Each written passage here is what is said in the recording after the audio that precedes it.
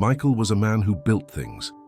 With his own two hands, he framed houses that would stand against storms, a creator who understood the solid, satisfying reality of a hard day's work.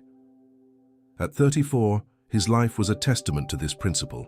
He had built a home, not just with wood and nails, but with the kind of love that fills every room with laughter.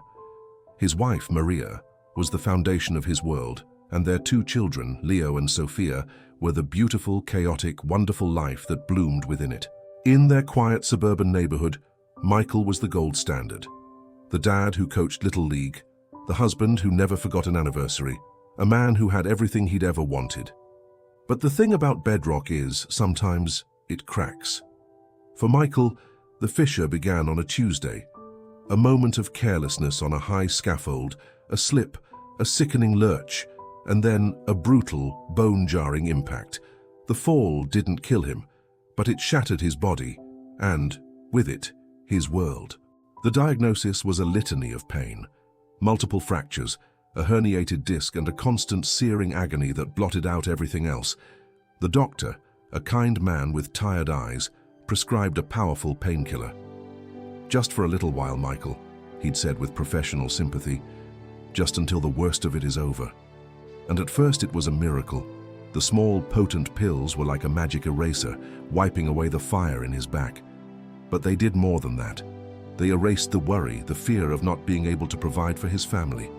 They smoothed over the rough edges of his anxiety, making everything feel not just manageable but perfect.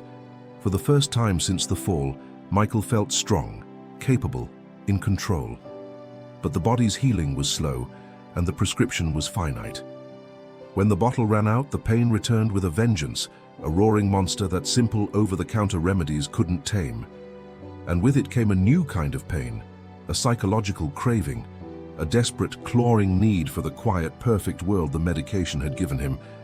"Just one more prescription," he told himself, and then Maria. "Just until I'm completely back on my feet." That one more became a pattern. Michael, the honest, hard-working man, became a performer. He learned the language of pain, how to describe it to different doctors to get what he needed. He became an expert at deception, a collector of prescriptions from various pharmacies, a man living a secret, shameful second life. His addiction was a ghost that haunted his own home. He hid the evidence in his toolbox in the back of the medicine cabinet, tucked away in the glove compartment of the truck he was so proud of. The pills were his secret lovers, his demanding masters. Every moment without them was a descent into a personal hell of sweats, shakes, and a soul-crushing anxiety, far worse than the physical pain had ever been. Maria, his rock, his foundation, began to see the cracks. She saw the money disappearing from their joint account. She saw the distance in his eyes, the way he'd look at her but not really see her. She saw the man she loved being replaced by a hollow-eyed stranger, a ghost in her husband's skin. The confrontation was inevitable. She found his stash on a laundry day, a small pharmacy of deceit tucked away in a shoebox. "Michael, what is this?" she asked, her voice trembling, holding the box like it was a venomous snake. The man who answered wasn't her husband, it was the addict. He lied, he raged. He blamed the doctors, his boss and her for not understanding his pain. He turned the house they had built together into a war zone, his words like wrecking balls. His job was the next casualty.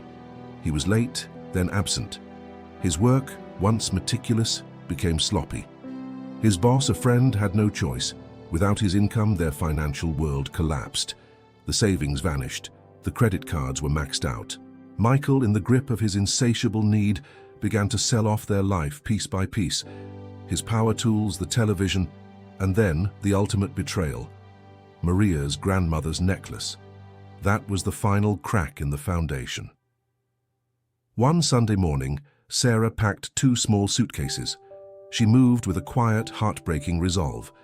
Michael woke up to the silence and saw them through the front window, getting into her car.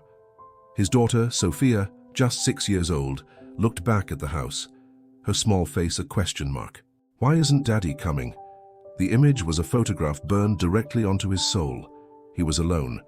The addiction, no longer needing to hide, consumed everything.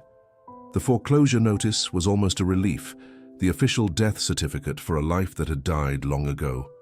From the house to his truck, from the truck to the street, Michael's world shrank until it was nothing more than the space between one fix and the next. The man who built homes now slept in doorways. The prescription pills gave way to a cheaper, stronger street drug, a one-way ticket to the end of the line. He found himself, on a cold December night, in a filthy alley. He had a needle, a spoon, and enough of the substance for one last final escape. He didn't think of it as suicide. He thought of it as silence, the end of the pain, the shame, the memory of his daughter's face.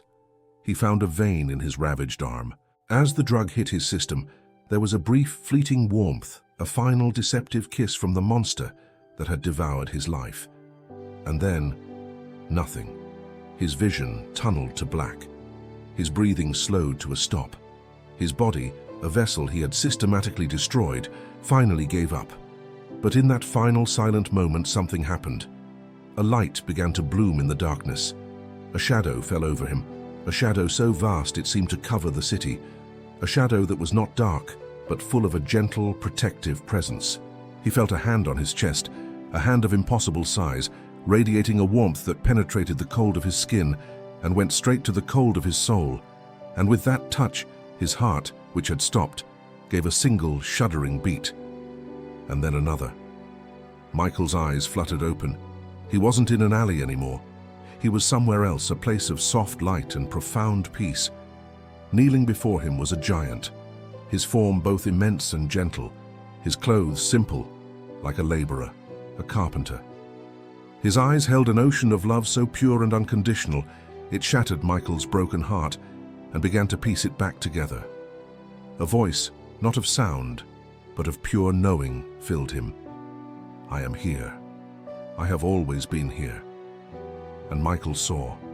He saw the giant sitting beside him as he drove to score drugs, standing in the corner during his fights with Maria, weeping as he sold the necklace.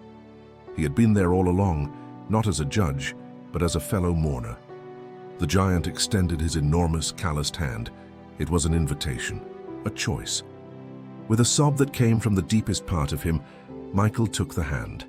As their fingers touched, the craving, the all-consuming need that had been his God for years, was simply gone, lifted, vanished. He was free. Walking out of that alley was the first step of a journey 1,000 miles long. The road to recovery was brutal, but this time he was not alone. The hardest phone call of his life was to Maria. He didn't ask for forgiveness, he just told her the truth. I was an addict, I almost died, and I'm getting help. And in the silence he heard a flicker of hope. He found work, not in construction, but at the rehab center, sharing his story with other men who had the same hollow eyes he once had. It took 2 years. 2 years of sobriety, of therapy, of rebuilding his life from the ground up.